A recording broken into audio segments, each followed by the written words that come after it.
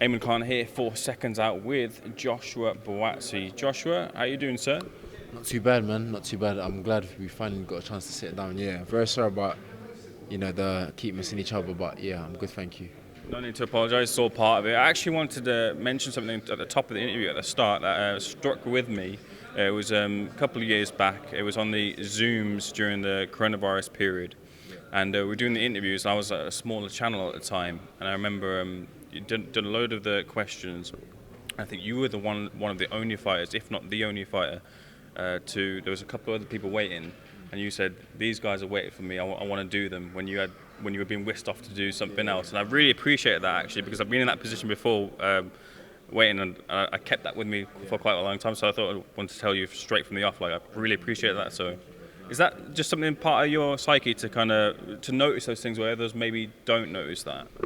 Yeah, I mean, on weeks like this, it's a bit harder because we're making weight. I'm trying to preserve my energy to concentrate on the fight.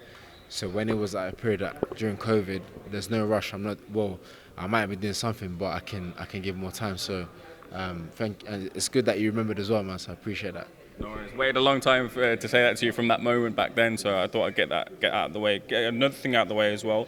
And I imagine a bit more motivation seeing Joe Cordina win again, back the world title last weekend, I think it was. Yeah, no, it is definitely. And I always said, if you go on my Twitter account and you backdate it to when we just finished the Olympic Games, I always said Cordina was the best out of us. I put it out there. I said, yeah, everyone thinks this and that person is good, but I always said Cordina was the best out of us. I've travelled around the world with him. I've seen what he does, and he's done it to very good fighters. So, yeah, inspiring. How do you gauge that level of talent? Just by what I see him do. Two other good fighters, and I've seen it too many times, and certain things that he does, and let me even give credit to Josh Kelly. What some of the things they do, I'm like, who's gonna teach that to someone? These are just very, very talented fighters, and they show it, and Cordina's definitely showing it. How do you gauge Pawel Stepien as the opponent coming in this weekend? What challenges do you feel he'll pose to you on Saturday? Challenges in terms of someone that has competed at a good level at the amateur level. Spoke to a GB coach like an hour ago. I saw him, and he said, Josh, I do remember him from the international scene. So he spoke about him a bit, and also someone that's undefeated is going to want to keep his record clean. And I keep making reference to this, but the reality is that someone that was meant to fight Smith in March, Callum Smith, that is. So, if you're fighting fighters like that, you're betting on yourself and you must think you're good. So I think it is a very good opponent. What was the situation on the scales? Can you tell us a bit more about that? What was the situation on those scales? So from what I remember, he was only like a pound overweight. It wasn't anything even crazy, but I just made a few comments about it because I was like, yo, we know it's at 75, like 175, like we've all worked hard to get to that weight category. We know it, you know it, and it was flicking from 75 to 76, so it's not a big thing. I was just like, we both knew what it was, so why didn't you just make that weight?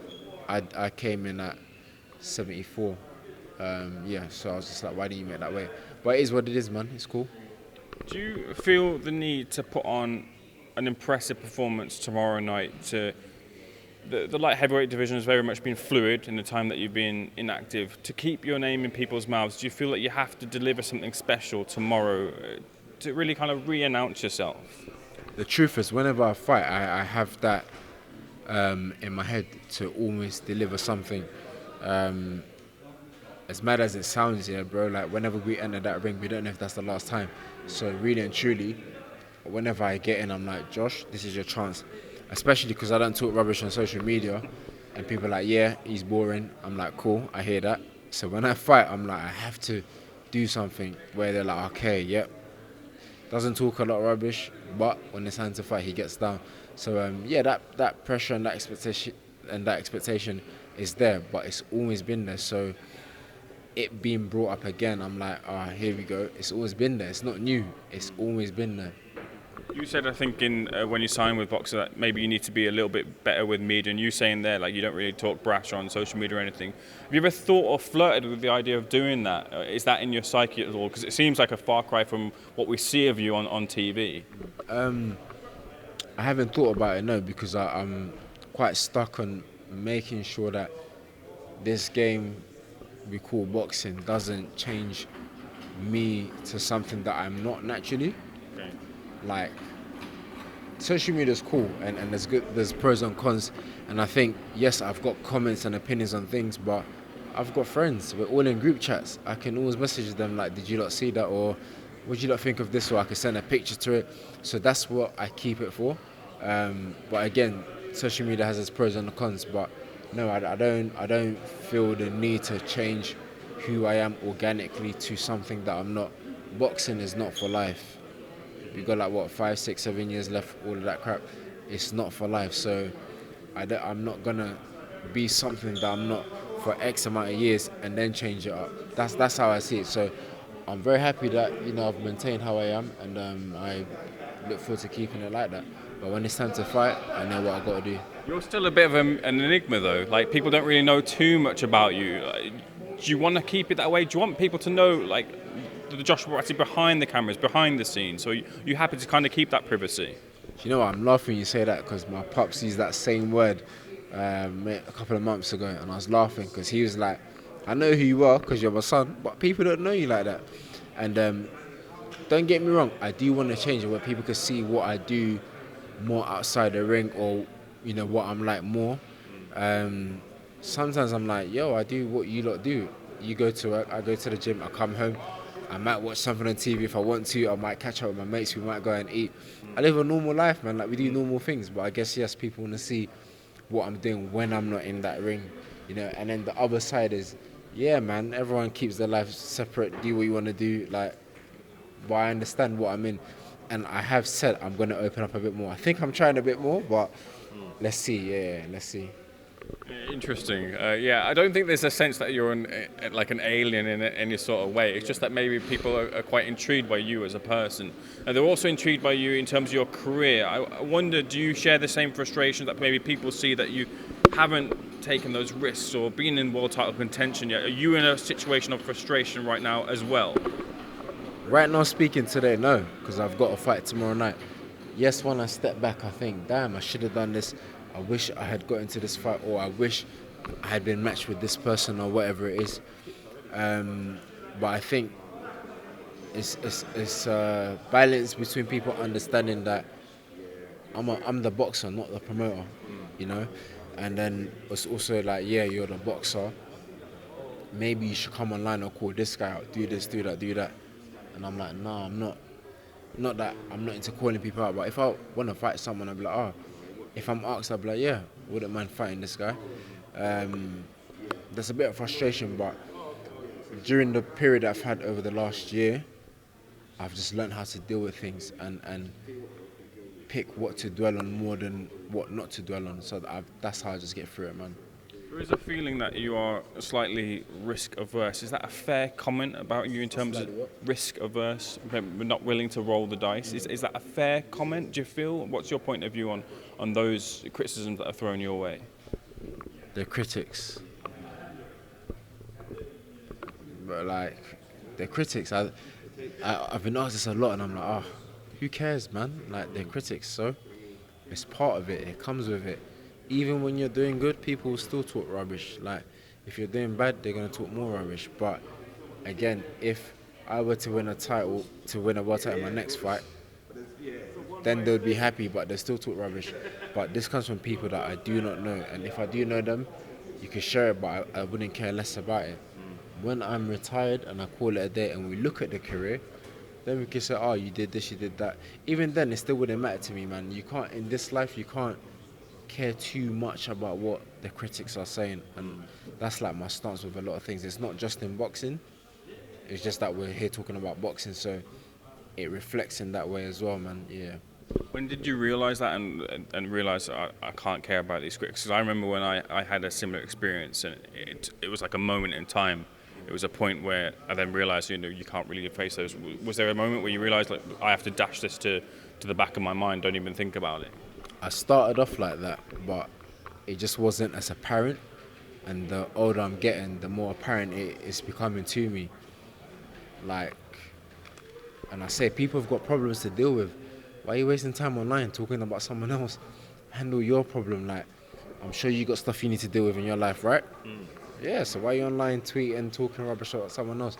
Bro, like, focus on what you got to do. And that's how I see it. But again, the reality is I am in a sport or in an industry where people will give their opinions and their comments. And I understand that. I'm just not going to engage in it. I'm just not going to go through all the comments. But I spend my time doing something else. I know you've got the degree in management and sports science. You getting that degree, has that helped you kind of shape your decisions in your career so far? Has it given you that kind of understanding and knowledge, that having that background? It's just made me question things a lot more and made me realize that actually dealing with this is not my expertise, so let me get an expertise to look at it, then break it down and explain it to me. Or actually, you told me this, well, I've done some research, I've learned how to do a bit of research, that's not what actually happened, what you told me. Or you said something, I just think a bit more outside the box. But yeah, has it helped? It has helped massively. I can read things, understand things a bit better. And yeah, I would never ever downplay the importance of what education has done to me. And that's to my parents. They made sure I stayed on course, man. They made sure. So I'm very thankful for that.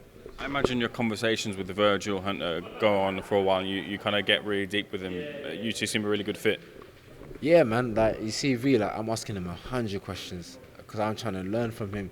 Not just boxing, life skills, and just experiences that he's been through. He's a lot older than I am, so when I'm with him, I'm asking him random questions.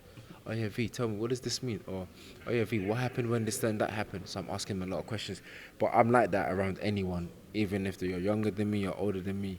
If it's something that I want to know that I think, I'm going to ask. I'm very inquisitive. I like to ask a lot of questions.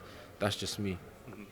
There was a conversation Andre Ward had, I think it was on the Sean Porter podcast, and he said that he was going to, at one point, take on Tony Bellew at cruiserweight, and then he was going to take on Anthony Joshua at heavyweight. And I'm not going to ask you to divulge the nature of how you felt he'd doing the fights, but training with Virgil and knowing about Andre Ward, do you understand the confidence that he had in the ability or the possibility that those fights were going to happen because of the style that he had and that you're learning?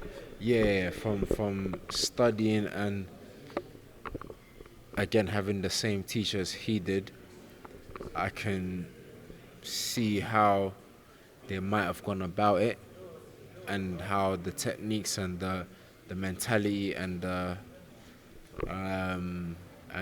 what's the word I'm looking for? Yeah, just the mentality and the techniques and just the focus and the training, or how they would have strategized to make that happen. I can see it. I'm not going to answer who I think would have won or this and that, but yeah, I can see it. Final couple of things from myself. A big fight coming up has been ordered. Artur Beterbiev takes on Callum Smith.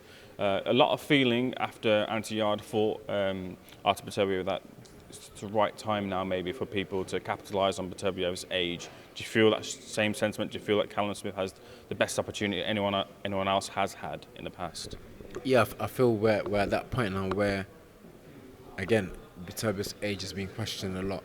But as it stands, he's proven everyone wrong. That look, he's still young enough. He's the great champion that he is. So yeah, I think if you're looking at it from that perspective, yes, you might be like, this might be the good time. He's 37, 38, I'm not sure which one, but you might say this might be the time to take him out. But he's shown that every time he gets in that ring, people don't hear the final bell. So we can't dismiss that. When you get to world title contention, do you believe that Bivol and Beterbiev will still be there? You never know with boxing. Someone might retire today, someone might move up, move down, someone might take a shocking defeat, so it's very hard to say.